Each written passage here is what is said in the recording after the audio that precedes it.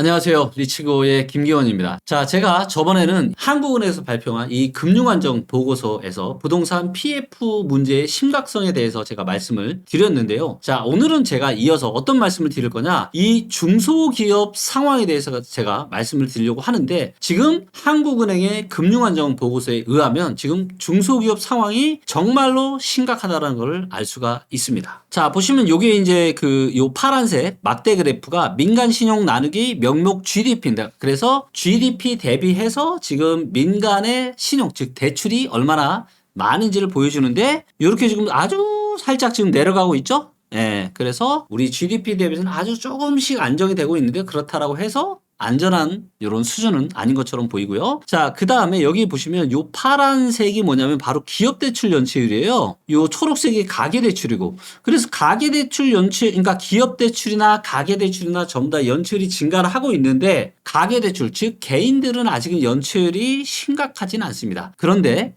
기업 대출의 연체율은 얼마요? 2배가 훨씬 넘습니다. 그래서 기업들의 지금 연체율이 매우 지금 가파르게 상승하고 있다는 것을 알려주고 있고요. 자, 그 다음에 신용시장 상황 변화 지도를 보면은 기업들은 지금 악화되고 있고 가계는 살짝 지금 개선 중에 있습니다. 그래서 기업들의 어떤 이자 지급 능력, 그 다음 부채 비율, 그 다음에 이런 것들이 지금 상황이 조금 안 좋아지고 있고요. 그 다음에 가계, 개인들 같은 경우는 가계 신용 레버리지와 금융자산 대비 금융부채 비율, 이런 데이터들이 조금 좋아지고 있다. 그래서 개인은 조금 양호해지는 쪽으로 가고 있고, 기업은 점점점 더 안 좋아지고 있다. 이렇게 좀 보시면 될 것 같습니다. 자, 그래서 우리가 처분 가능 소득 대비해서 가계 부채 비율을 보니까 어때요? 조금 내려갔죠? 처분 가능 소득 대비해서 가계 부채에 대한 비율은 조금 내려갔다. 이렇게 데이터는 이야기하고 있고요. 자, 그 다음에 이제 금융자산 대비해서 부채 비율을 보게 되면은 조금 내려오긴 했지만 그렇게 뭐 낮은 수준은 아니죠. 그래서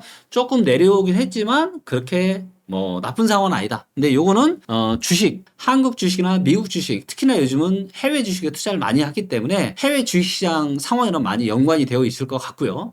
하지만 혹시라도 가을이나 연말부터 미국 주식시장이 고점을 찍고 하락을 하거나 주가가 좀 떨어지는 그러한 일이 발생을 하게 된다면 이 금융자산 대비 금융부채 비율은 훨씬 더 떨어질 수 있고, 반대로 주가가 올라간다면 금융부채 대비해서 금융자산의 비율이 올라가겠죠. 그렇기 때문에 주식시장의 향방이 앞으로 어떻게 바뀌는지를 보는 것도 하나의 관전 포인트가 될 수 있을 것 같습니다. 자, 그리고 기업들 같은 경우는 지금 대기업이나 중소기업의 매출의 증가율이 이렇게 쭉 떨어지고 있고, 그 다음에 매출의 영업이익률도 많이 감소를 하고 있습니다. 하지만 여기에 24년은 조금 상황이 달라지고 있죠. 그래서 제가 좀 알아보니까 지금 반도체 쪽 기업은 너무나도 지금 상황이 좋다. 그리고 반도체 수출은 아주 지금 좋다라고 합니다. 그래서 그나마 지금 한국의 지금 중소기업들은 너무 힘들지만 그나마 삼성이나 그 다음에 SK 하이닉스 같은 이런 반도체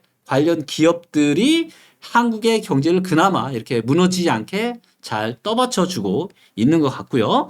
자, 그 다음에 이제 이자 보상 배열. 그래서 돈 벌어서 이자를 얼마나 잘 갚을 수 있냐. 이걸 봐도 지금 상황이 이렇게 안 좋아지고 있고, 1 미만 기업, 즉, 돈 벌어서 이자도 못 내는 이런 기업의 비중이 계속 지금 커지고 있습니다. 자, 그 다음에 이번에는 기업 규모별로 기업 대출 현황을 한번 살펴보도록 하겠습니다. 자, 이제 보시는 것처럼 대출이 가장 많은 기업이 누구냐면 바로 대기업입니다. 289조 정도 됩니다. 그래서 300조가 안 되고 금액 비율로 봐도 가장 작죠. 가장 많은 곳이 어디냐면 바로 중소기업이에요. 그래서 중소기업의 지금 대출이 1571조 정도 있습니다. 가장 많고요. 그 다음이 중소법인, 여기가 이제 875조 정도 되고요. 그 다음에 개인사업자 695조 정도 됩니다. 그래서 이제 보시는 것처럼 대출의 대다수는 어디예요? 중소기업, 중소법인, 개인사업자. 대기업은 딴 세상 얘기다. 네, 그래서 이제 보시는 것처럼 대출, 부채 관련해서도 대기업과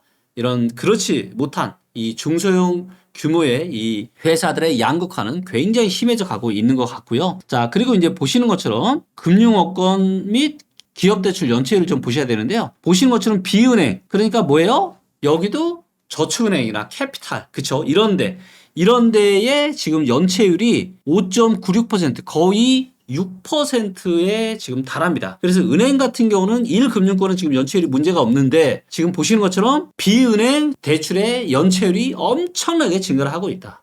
그리고 이제 보시면 요게 이제 중소기업이거든요.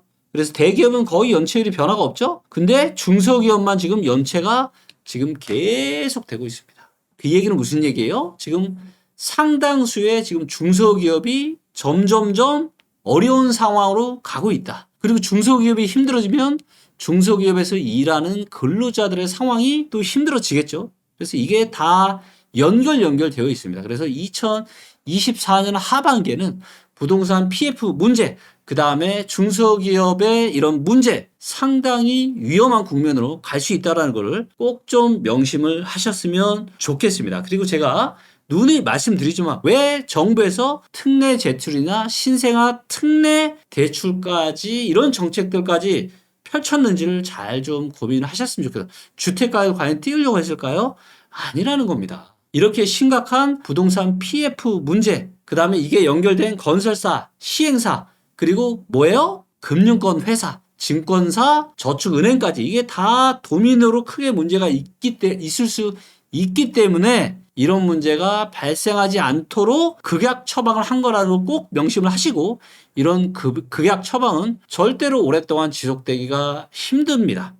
그렇기 때문에 여러 가지 지금 가격이 올라가면 올라갈수록 이제는 점점점 더 사줄 사람이 없게 되고 어느 순간 어떻게 되는 거예요? 바로 22년 하반기처럼 엄청난 급락장이 순식간에 올 수 있다는 걸 꼭 좀 명심하셨으면 좋겠고요. 지금 스트레스 DSR이 9월로 2차가 늦춰졌죠? 그렇기 때문에 아마 8월달 늦으면 9월달 정도까지는 지금의 반등세가 유지될 수 있지만 그 이후는 정말로 위험할 수 있다는 꼭 좀 명심하시고요. 제가 아무리 데이터를 보고 또 봐도 지금은 절대로 대세 상승장이 올 수가 없다라는 결론을 저는 내렸고요. 혹시라도 데이터에 근거한 제 전망이 내년 상반기 6월 달이 끝났는데도 만약에 이대로 계속 대세 상승이 된다면 제가 공개적으로 사과 방송을 하고 좀 더 제가 더 정진하고 더 성장하고 발전할 수 있는 그런 계기로 삼도록 하겠습니다. 그리고 지금 대세 상승론, 집값 폭등론